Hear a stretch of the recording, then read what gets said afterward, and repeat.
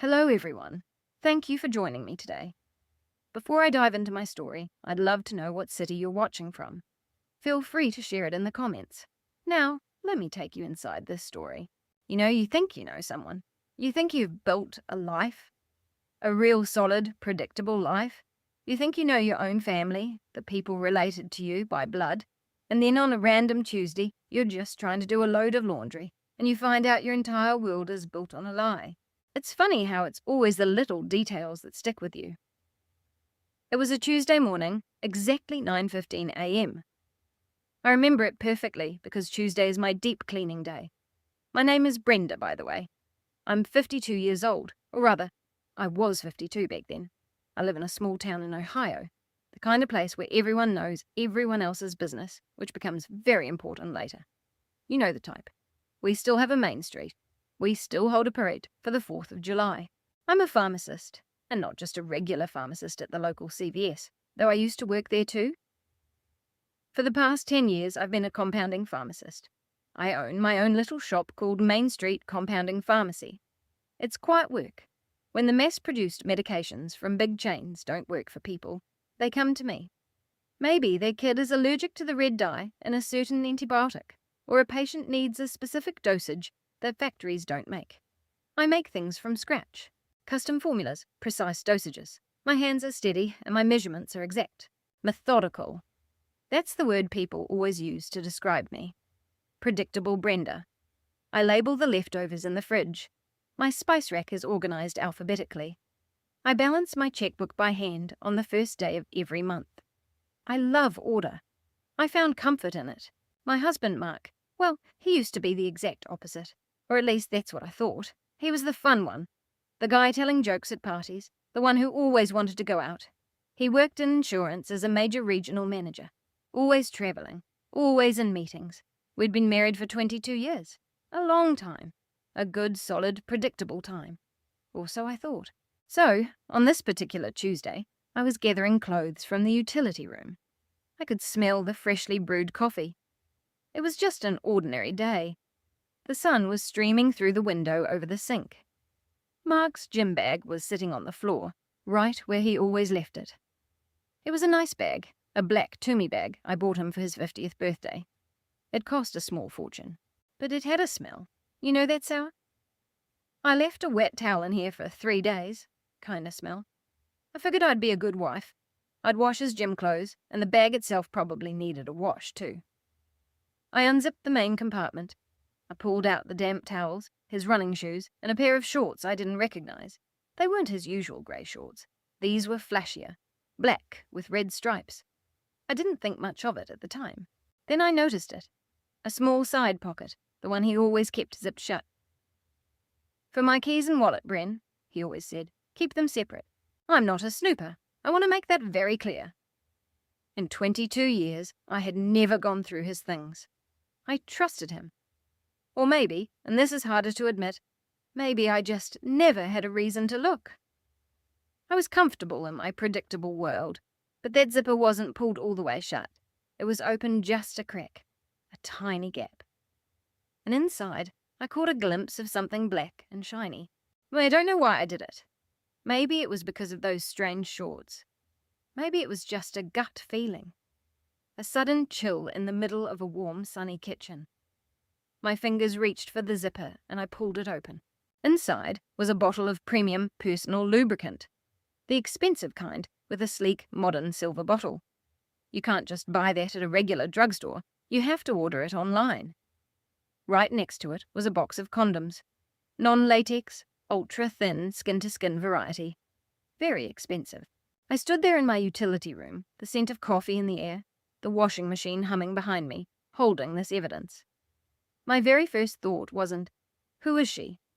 My first thought, the pharmacist in me, thought, I'm not allergic to latex, but I am allergic to nonoxynol 9. That's the spermicide found on most other condoms. It gives me a severe rash. Mark and I had talked about this years ago. It was a whole big deal. He made a huge production out of finding the exact kind I could use.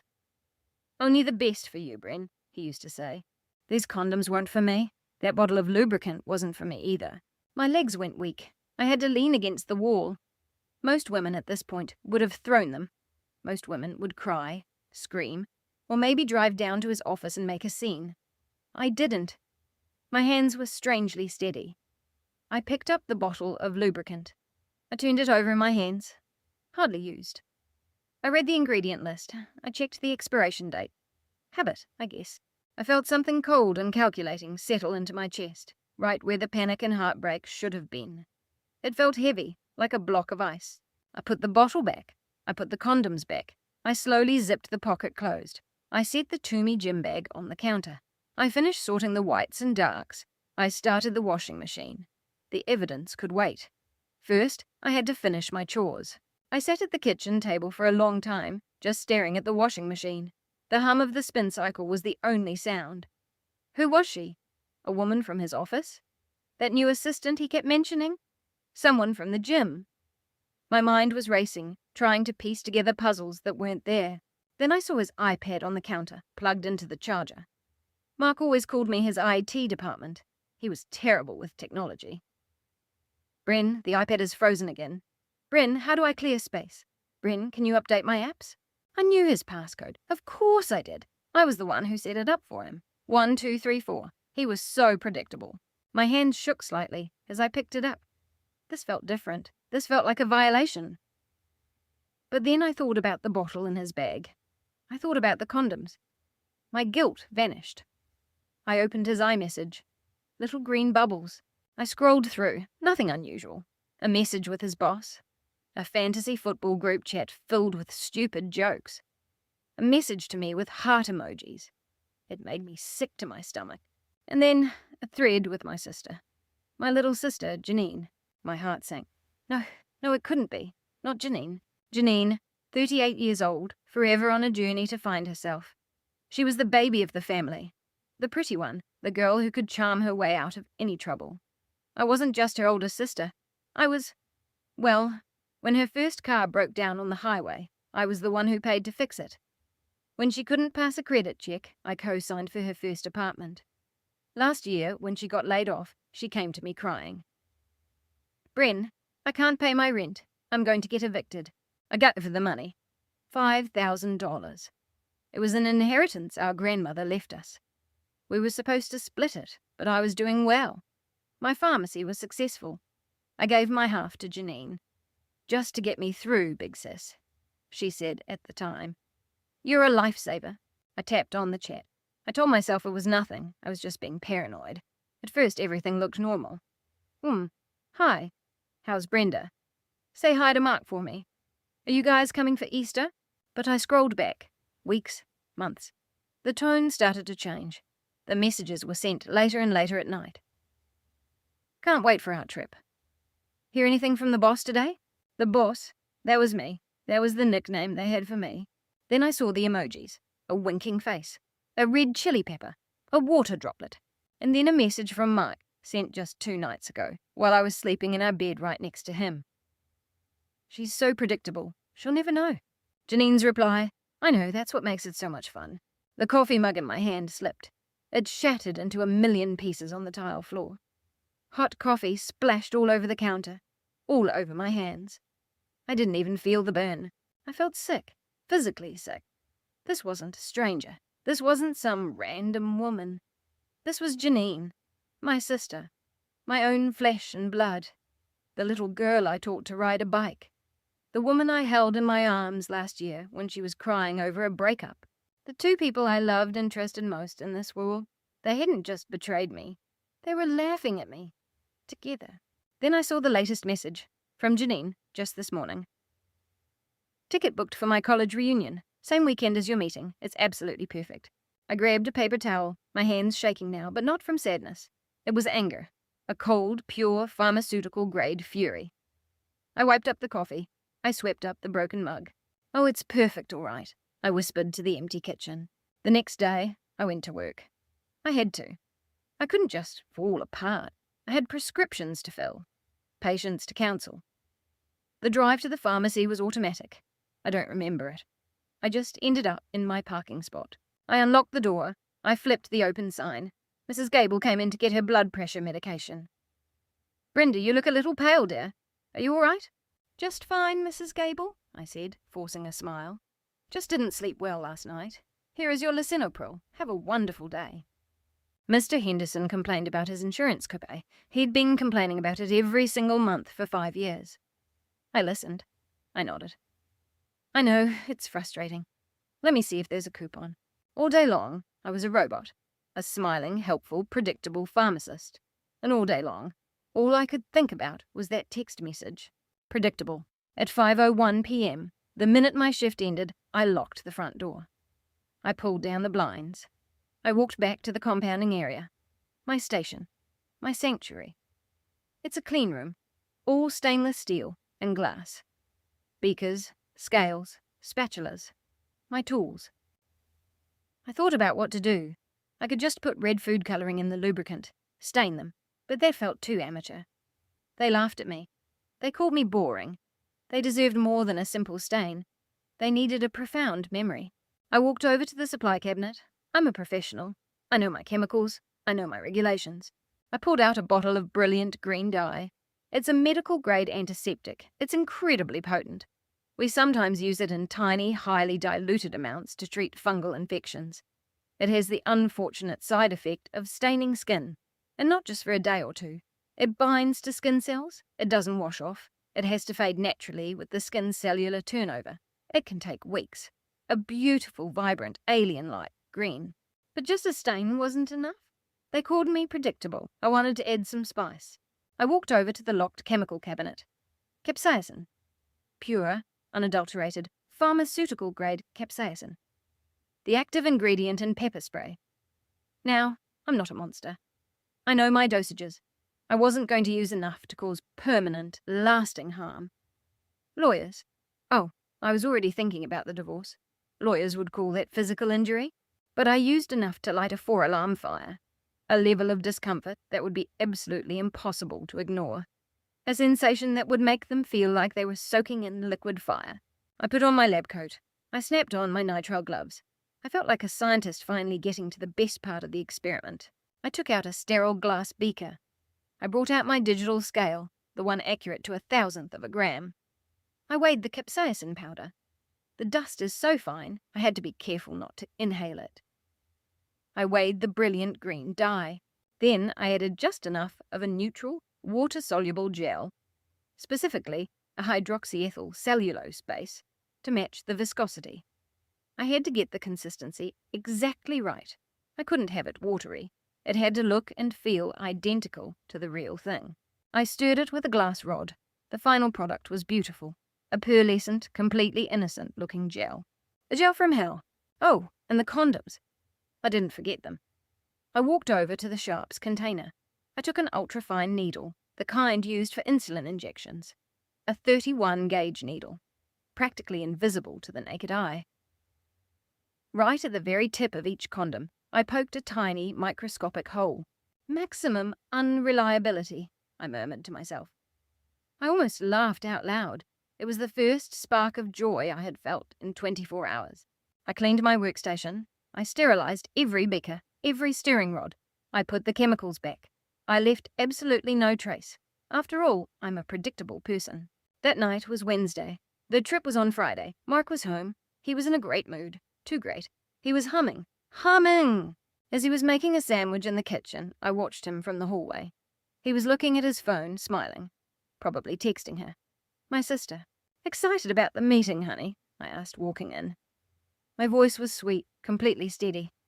I admired myself for that. Oh, hey, Bren, he said, not even looking up. Yeah, it's a big meeting. The whole regional team will be there. Sounds important, I said, leaning against the counter. It is. Big presentation. Could lead to, well, a better promotion. He was lying right to my face. That night, he started packing. He pulled out his suitcase. He brought out that Toomey gym bag. I'm going to hit the hotel gym, he announced, as if I cared. Gotta stay in shape. He went to take a shower. I heard the water running, the rumble of the pipes. My heart was pounding. Not out of fear, not out of guilt, out of anticipation. I grabbed the gym bag. I didn't go to our master bathroom. I went to the guest bathroom down the hall. I already had my kit prepared, hidden in an old shoebox under the sink. A brand new, sterile 20 milliliter syringe. my little glass jar of hell gel, and the box of compromised condoms I brought home from the pharmacy. I locked the door. I unzipped the side pocket. My hands were shaking a bit now. I pulled out the lube bottle. I'm a professional. I carefully twisted off the cap. I drew my new formula into the syringe. The gel was thick. I injected it into the bottle. It was a perfect seamless refill. I tightened the cap and wiped the bottle clean with an alcohol prep pad. Not a single trace. Then the condoms. I opened his box. I opened the identical box I had bought. I swapped them. The tampered ones went into his box. The brand new, untouched ones went into my box, which I'd throw away later. The water stopped. I heard the shower door slide open in the other bathroom. I stuffed everything back into the gym bag, zipped up the side pocket, tucked the syringe and my jar back into the shoebox under the sink, flushed the toilet to cover my tracks, and unlocked the door. I walked out of the guest bath just as he stepped out of ours, wrapped in a towel. He was still humming. "Hey," he smiled at me. "All clean." "All ready for your big meeting?" I asked, leaning against the doorframe, trying to look casual. "Yep, going to be a long weekend. Lots of presentations." He lied again. He kissed my forehead. His lips were damp. It made my skin crawl. "Don't wait up for me on Sunday, okay? I'll probably be exhausted." "Oh," I said, patting his arm. "I'm sure you will be. You make sure to get some rest." I had to be certain. I couldn't just rely on them being stupid. I had to know. I had to see. The next day, Thursday, I called in sick to the pharmacy. "Stomach flu," I said. My stomach was turning, but not from illness. I drove to an electronics store in the next town over, where nobody would recognize me. "I want a GPS tracker," I told the kid behind the counter. "Just a simple one, for my dog. He keeps running off." Sure, ma'am," he said. I bought a simple, prepaid magnetic tracker, the kind you can just stick under a car seat. I paid in cash. While Mark was at work, I went out to the driveway. I looked both ways down the street. Nobody. I got down on my knees. I stuck it directly underneath the passenger seat of his sedan. It clicked right into place, hidden by the metal. Modern technology is a beautiful thing when you know how to use it. Friday morning arrived. He put his bags in the car. He walked back. He kissed me goodbye. "The Marriott is supposed to be nice. I'll bring you back those little soaps," he joked. "How thoughtful of you," I smiled. I watched him back out of the driveway, waving. I kept waving until he was out of sight. An hour later, my phone buzzed. A text from Janine.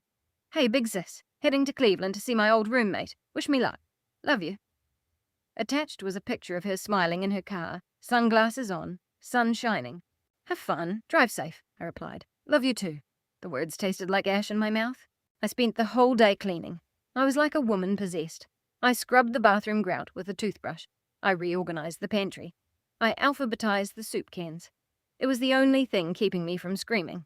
At 3 p.m., my laptop chimed. The GPS tracker, his car had stopped. I opened the tracker's feed on one screen and the Marriott's website on another. The conference was at the downtown Marriott, a beautiful 4-star hotel. But the little dot on my screen wasn't at the Marriott. It was 20 miles outside of town, off I-71, at a Hampton Suites motel. The kind of place with peeling paint, stale muffins for the complimentary breakfast, and rooms rented by the week. I waited an hour. I let them settle in, let them check in, let them get comfortable. Then I picked up my phone and called him. "Hey, honey, how's the conference?" I said, my voice bright and full of sunshine. "Oh, hey, Bren." He sounded distracted. Busy. Just checked in. Room's great. Really nice view." "Oh, wonderful. It's the Marriott, right? Is it as fancy as it looks online?"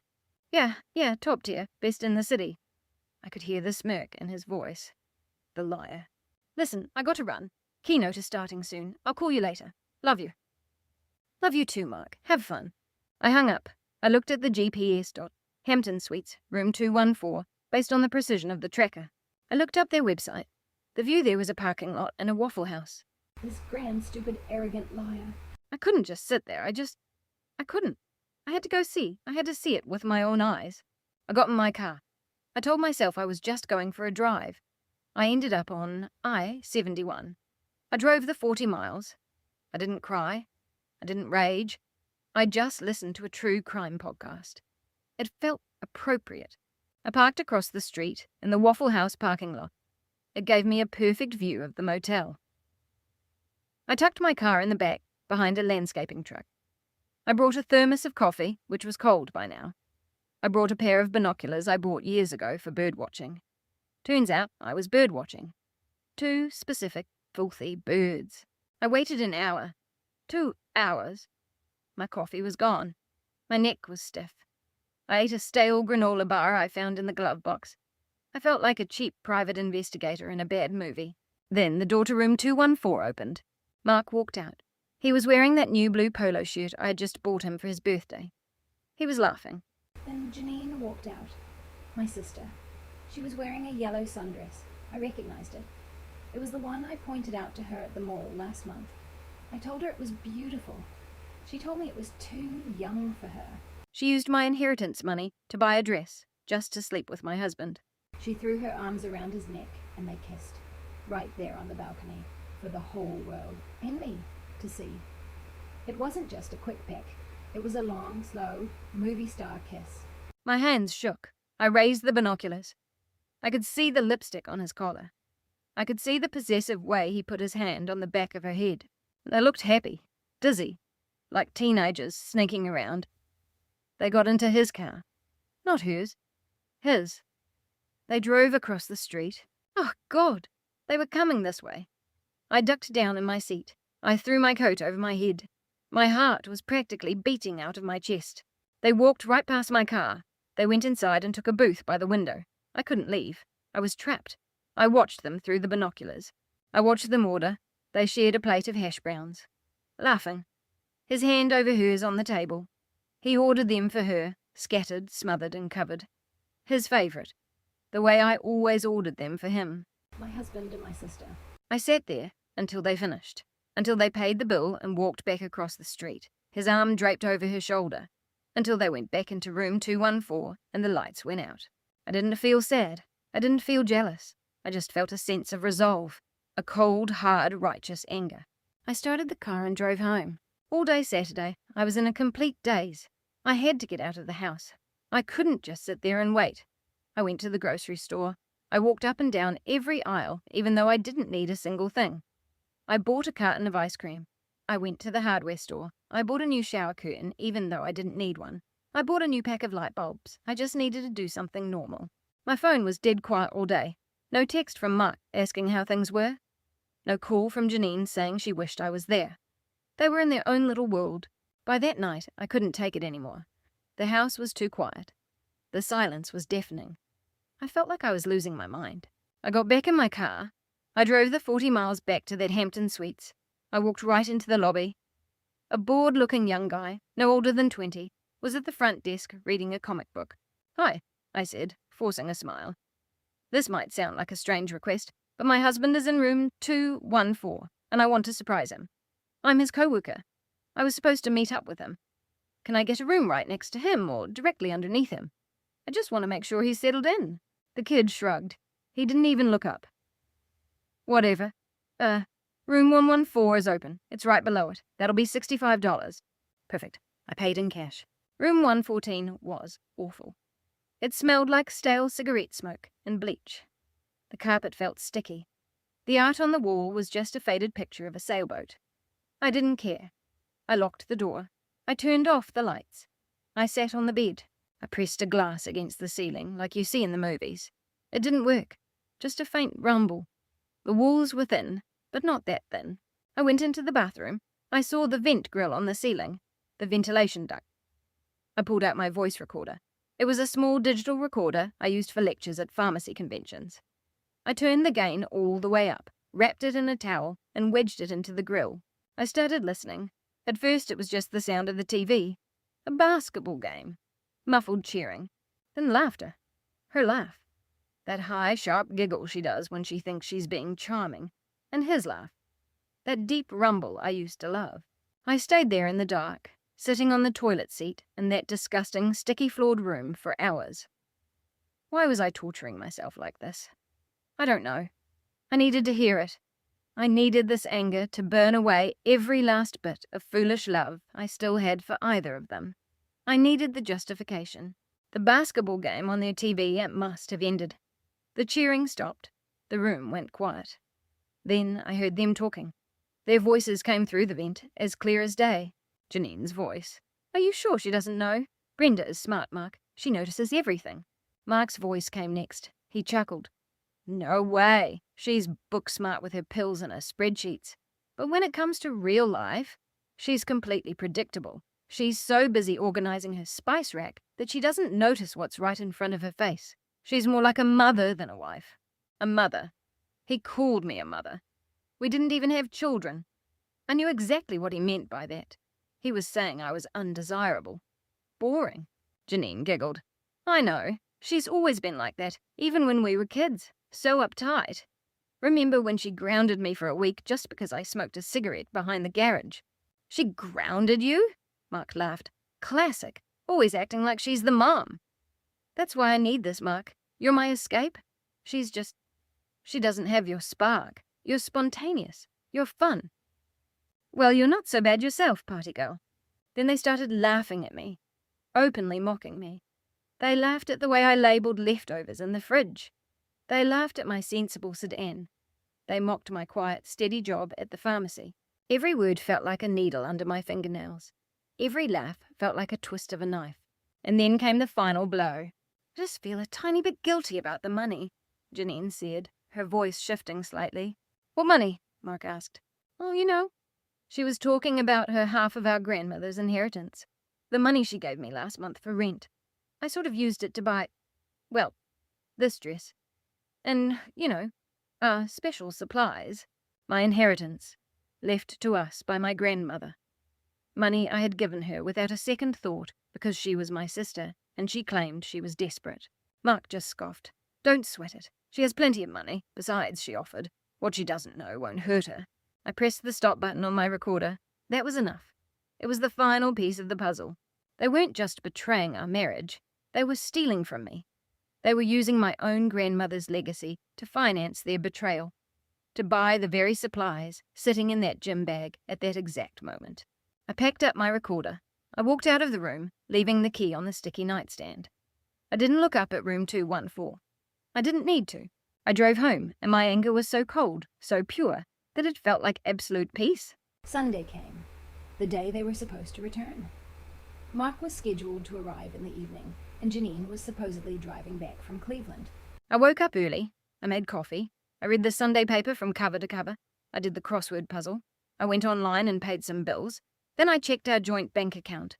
There it was, a charge from the Hampton Suites. 2 nights, $130.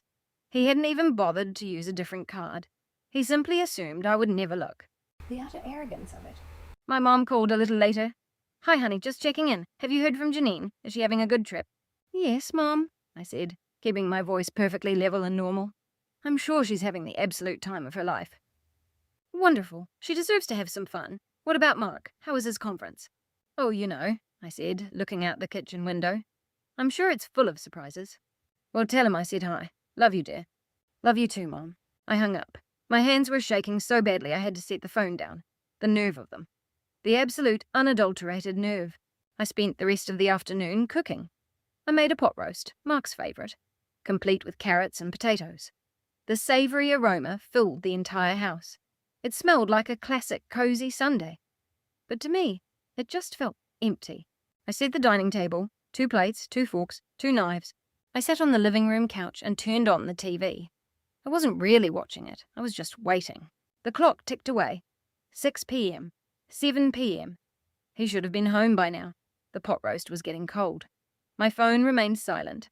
Finally, I put the food in the fridge and cleared the kitchen. 8 p.m. 9 p.m. A tiny knot of anxiety began to form in my chest. Not for him, but for the plan. Did they decide to stay another night? Did they not use it? Did they see the colour? Did they smell something? No. I had been meticulous. The dye was odourless, and at that concentration, the capsaicin would only have a slight medicinal scent. 10 p.m., 11 p.m. I eventually fell asleep on the couch with the TV still on, playing some old black and white movie I didn't recognise. I was startled awake by the jarring ring of my phone. The house was pitch black, and the TV screen was just static. I fumbled around in the dark to grab it.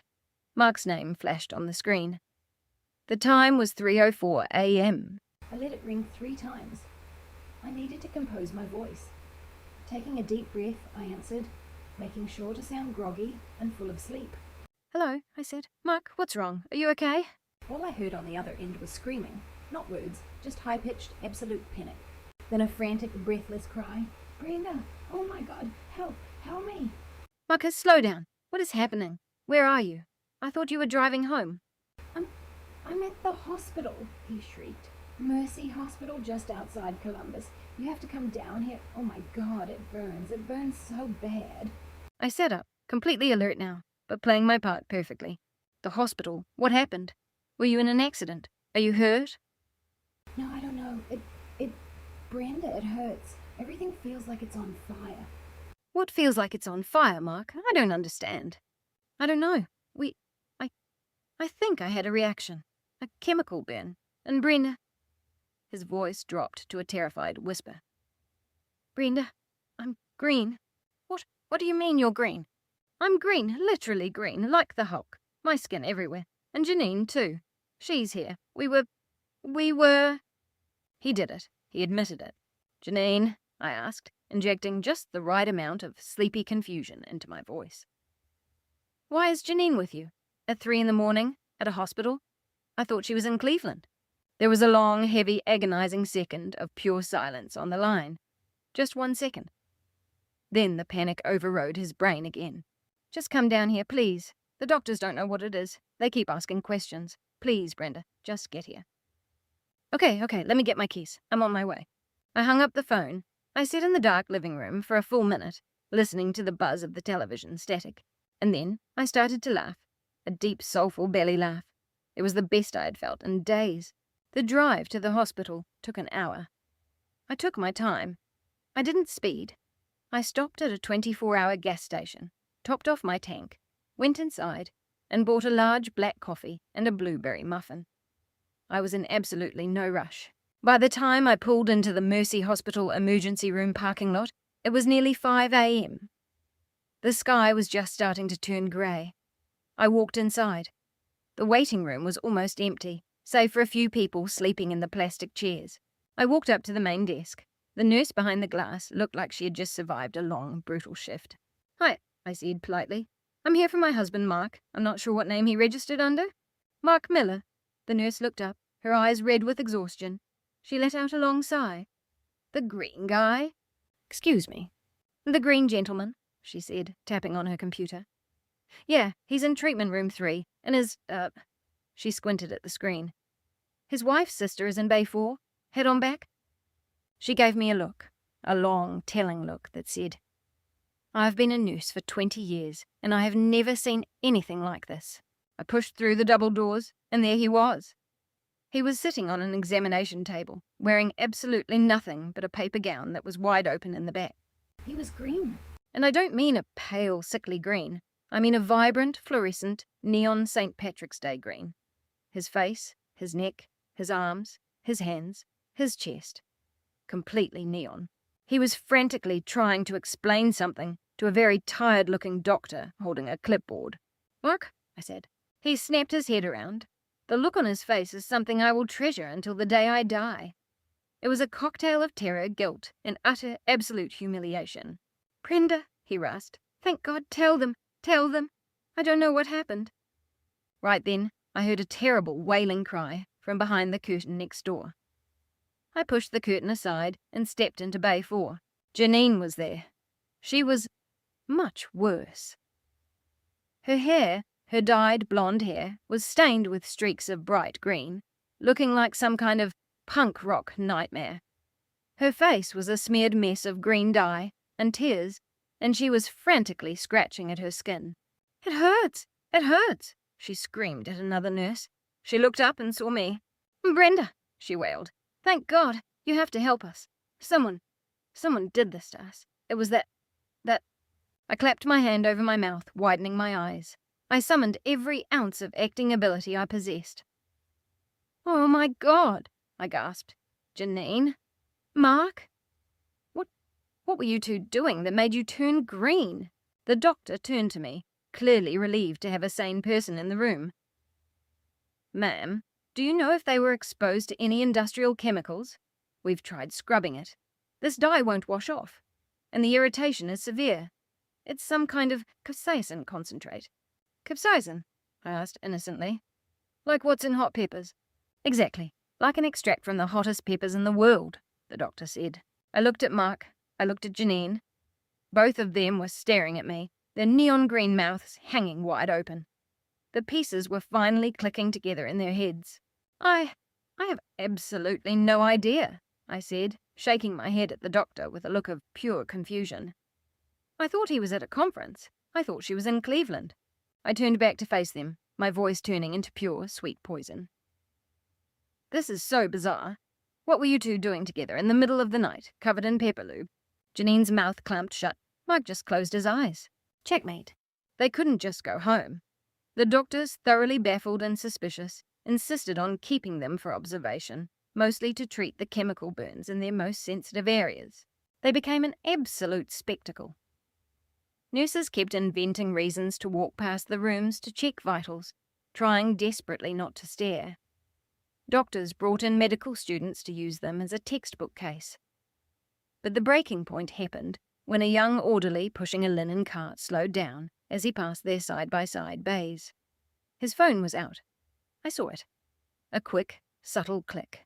By the time I got back home at 8 a.m., took a shower, and brewed a fresh pot of coffee, it had already begun. My friend Sarah, from my local pottery class, texted me. "Brenda, are you okay? I just saw the craziest photo on Facebook. It looks like Mark. And is that Janine? Why are they completely green?" I logged online. Oh, it was magnificent. Our town is small. The photo had been posted to the local community watch group with the caption, "Anyone know what happened at Mercy Hospital last night? 2 people came in completely covered in green paint. Looks like a Smurf movie gone wrong." Then came the comments.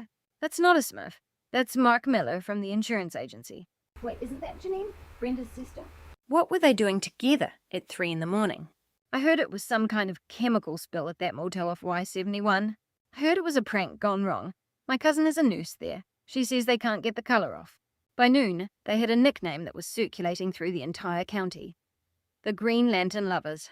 I leaned back in my chair, sipping my coffee, and just watched. I watched the entire community tear them apart. I didn't have to lift a single finger. I didn't have to spread a single rumour. They had humiliated me privately in the dark, so I simply gave them the tools to humiliate themselves publicly under the brightest fluorescent lights. My husband and my sister, glowing bright green, acting as the laughingstock of the county. That was the moment my justice truly started to pay off. Mark was discharged 2 days later. He had to sign a waiver to leave against medical advice. He was still green, not the vibrant neon from before, but a sickly, mottled, yellowish green. He looked like a bruised avocado. He must have called an Uber because I had left his car behind. He used his spare key to open the front door. I was in the kitchen making a salad, chopping cucumbers. The rhythmic sound of the knife against the cutting board was the only noise in the house. "Brenda," he said, his voice entirely hollow. "Mark," I replied without looking up, "you're getting green on my clean floor." "I can't believe you did this," he whispered. "Did what?" I asked, moving on to the tomatoes. "Make a salad? I'm making lunch. It's very healthy." "You know what you did?" His voice was trembling. You poisoned us. You could have blinded us. You could have seriously hurt us. Oh, please." I finally looked up, holding the knife. It was pharmaceutical-grade, non-toxic, just highly irritating. I'm a professional, Mark. If I wanted to do real harm, you wouldn't be standing here. It would have looked like natural causes. Now, are you going to stand there dripping, or are you going to get out? "It was Janine," he blurted out. "The absolute coward. She seduced me. She kept throwing herself at me after her last breakup. She was lonely. I was weak.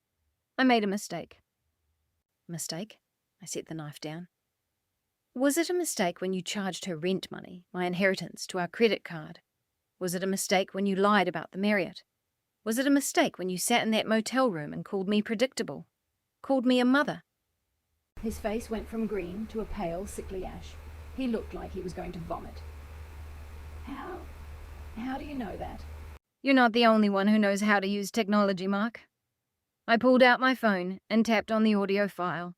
His own voice echoed through the kitchen. She's just She doesn't have your spark, Janine. You're spontaneous. You're fun. I have never seen a man deflate so quickly. He literally dropped to his knees, right on my clean kitchen floor. You heard everything, he sobbed. I heard every single word, every laugh, every insult. So don't you dare come in here and try to blame my sister. You're exactly the same. You're both disgusting. Now, I packed a bag for you. It's on the porch. It has all your green-stained clothes in it. Brenda, please. He was crying real tears now. I have nowhere to go. My job... They saw the photos. They saw the Facebook posts. They've suspended me pending an investigation. My salary. I have nothing. Please. That sounds like a you problem, Mark, not a me problem. Get out of my house. He left. But the drama wasn't over, not by a long shot. The very next day, she showed up. Janine. She was also a lovely shade of pond scum green, wearing a heavy hoodie and dark sunglasses like a fugitive. She didn't knock. She just burst right in, using the emergency key I gave her years ago. You ruined my life, she screamed, ripping off her sunglasses. Her eyes were red and swollen. Wow, I said, looking up from my book on the couch. That's a new look for you. Is that shade called Envy by Clairol? This isn't funny. I can't go anywhere. People are pointing at me. They're calling me the Green Goblin. Shrek's mistress. I lost my job. You had a job? I asked, turning a page. Oh, right. The dental receptionist gig? The one I helped you get. You're welcome. How could you do this to your own sister? She cried. We're family. That was the moment I snapped. All that cold, calculated calm vanished. I slammed the book down on the floor and stood up. Family. You want to talk about family, Janine? Family doesn't sleep with her sister's husband of 22 years. Family doesn't steal her sister's inheritance. Family doesn't sit in a cheap motel room and laugh about how boring and predictable her sister is. You are not my family. Not anymore. You're casting me out, she whimpered, her face contorting. No, I said, walking over to the counter and picking up my phone. I'm just making it official. I dialed a number and put it on speaker. Hi, Mom. Hi, Dad. Yes, I'm fine. Glad I caught you both together. I have something to tell you about Janine and Mark. You might want to sit down, and yes, you should probably log on to Facebook. I'll wait. Janine's face turned into a mask of pure terror. You told them? You told them? I told them to look at the community page, I said. The internet explains the rest perfectly. Now get out of my house and leave the key. She just stared at me, slammed the key onto the table, turned around, and bolted out the front door. The phone calls with my parents after that were incredibly painful. That was the hardest part of this entire ordeal. My mom cried, and my dad just fell into a deep, heavy silence. That was a wound no amount of time could instantly fix. The realization of what family was capable of doing to one another. The very next day, I called a lawyer, the best divorce attorney in town, a woman named Sarah, a total shark. I sat in her plush office, surrounded by credentials. So, Brenda, she said, leaning forward. Tell me what we're working with. Infidelity is messy, but this is a no-fault state, so his stepping out doesn't automatically guarantee a massive shift in the baseline division of assets. Oh, it's messy, all right, I agreed. Then I laid everything out on the table. I showed her the bank statements, the records of the cash withdrawals for the rent, and the Hampton Suites charges on our joint card. I showed her the GPS logs, proving his car was at the motel instead of the conference, and the text messages I had forwarded to myself. And then I played the recording. Her eyes grew wider and wider. When she heard the part about my inheritance, she actually gasped. You recorded them? She whispered. In a room I paid for, yes. Can we use this in court? Probably not, she said, a slow smile spreading across her face. But the beauty of it is, we won't have to. Why not? She turned her laptop monitor around to face me. She was looking at Facebook. Because of this, she said, pointing to the photo of the green lovers, which had now been shared over 4,000 times. Like I said, this is a no-fault state, but in the court of public opinion, as leverage to get him to sign whatever agreement we put in front of him, this is absolute poetry. You're an artist, Brenda. Mark didn't fight me. He couldn't. He didn't have the money for his own lawyer. His suspension from that high-paying insurance job quickly turned into a permanent termination. Apparently, no one wants an insurance adjuster who is famous for turning neon green during an act of infidelity. The settlement was straightforward. I kept the house. I kept our savings. I kept my retirement fund. I kept my sensible sedan. He kept his gym bag, his ruined green clothes, and his credit card debt. The divorce was finalised in record time. The first few weeks after he left were quiet. Too quiet. The house felt massive and empty. The first thing I did was change the locks. I called a local locksmith, a nice man named Gary. He drilled out the old cylinders and handed me a set of shiny new brass keys. "There you go, ma'am," he said, "safe and secure." That simple act felt like the very first step toward a completely new chapter. Then I had to deal with the rest of his things. I had only packed one bag for him, so his entire life was still sitting in my closets and out in the garage. I didn't cry. I just became methodical. I ordered cardboard boxes online, spent an entire weekend packing up his golf clubs, his sweaters, and his fantasy football trophies, and stacked them all in the garage. Then I called Goodwill. They sent a large truck, and the young man loading the boxes said, "This is an incredibly generous donation. Ma'am, thank you." "You're very welcome," I said. Watching that truck drive away felt even better than the green dye. It felt like absolute freedom. 6 months passed. Winter came and went. The town mostly stopped talking about it, though occasionally a patient would come into the pharmacy, make a little joke about not wanting to turn green, and we'd share a knowing smile. I started living my life. I redecorated the house, painting the master bedroom a beautiful, calm, peaceful blue. I threw away the old roast pot and bought a brand new, bright red Dutch oven. I finally joined that pottery class Sarah had been bugging me about. I was terrible at it at first. My first piece looked completely lopsided, but I made new friends. I met Maggie, a retired school teacher who tells the funniest jokes I've ever heard. We go out for coffee after class, and we never, not once, talk about the past. We talk about art, our gardens, and the best local bakeries. On what would have been our 23rd wedding anniversary, I felt a slight twinge.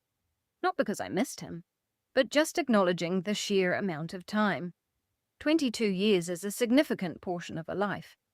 We had always talked about visiting Maine in the autumn to see the lighthouses, but he always claimed it was too expensive, or the timing was wrong, or his promotion was just around the corner and we had to wait. So I went home, opened my laptop, and booked a ticket. I rented a small cabin right by the ocean, entirely for myself. I spent a week driving along the coast, eating lobster with my hands, getting butter everywhere, and sitting on the rocky beach wrapped in a warm blanket, just watching the waves. And I smiled. That was 2 years ago. My pharmacy is thriving. I hired a new technician, a bright young woman fresh out of school, and I'm teaching her the ropes of compounding. I also adopted a dog. I know, it's a bit of a cliché, the divorced woman and her dog, but I don't care. He's a scruffy terrier mix I rescued from the shelter named Scout. He is completely unpredictable. He chews on my shoes, barks at the mail carrier, and sleeps right at the foot of my bed every night. I still hear updates occasionally. You always do in a small town. Mark lost his backup job at a warehouse. I heard he's living in another state now, Indiana, I think, staying with a relative. Someone told me they saw him recently, and you can still see faint traces of green deep around his fingernails and cuticles. Permanent reminder of his choices. As for Janine, I heard she moved down to Florida. She sent a Christmas card to her mother last year. Just a card, no note. Mom didn't really know what to do with it, so it's just sitting at the bottom of a drawer. My parents and I are healing, slowly. The rift in the family is the part that still carries a dull ache. Then, just a few nights ago, I was getting ready for bed. I had just washed my face when my phone buzzed from an unknown number. "Brenda, it's Mark. I know you'll probably delete this, but I just wanted to say I'm so sorry for everything. I was a fool. You were right. You were never boring. You were just too good for me. And I was completely in the wrong." I stared at the message. I did something I hadn't done in years. I laughed. A genuine, honest, out-loud laugh. Then I blocked the number and deleted the thread. Some people say that living well is the best revenge. I say, why not choose both? They expected me to be predictable. They expected me to be boring. They called me a manager and a mother, completely underestimating what I was capable of. They forgot that I am a scientist, but more importantly, they forgot that I am strong. I gave them exactly what their actions called for, a story people will tell for years, and a colour scheme they will never, ever forget. And to be perfectly honest, I haven't lost a single night of sleep over it. Thank you so much for listening to my story. Even now, reflecting on it holds a lot of weight, but speaking it out loud brings a real sense of closure. If you've ever had to stand up for yourself in a difficult situation, or if you just appreciated seeing justice served, please leave a comment below. Let me know your thoughts. Did I handle it the right way, or was it too much? Your stories and your support mean the world to me. Thank you for being here, and I'll see you in the next video. This journey leaves us with a powerful lesson about resilience, self-worth, and the strength it takes to rebuild a life after a profound breach of trust. It reminds us that even when facing deep deception, we have the power to rise above it, channeling our focus into clarity and creating a future that reflects our true value. What happened wasn't just about answering a betrayal. It was a reclamation of independence, intelligence, and the capacity to rebuild the life a person truly deserves. At its core, this story shows that self-respect is non-negotiable. When people underestimate or deceive us, we must remember our worth and refuse to let their choices define us. Standing up for oneself, refusing to play the role of the victim, And finding a path forward that empowers rather than destroys is the ultimate way to close a chapter on the past. Have you ever had to overcome a major setback or betrayal that ultimately made you stronger? Share your thoughts below, or comment good if this lesson resonated with you today. Let's keep inspiring each other to embrace our strength and live authentically.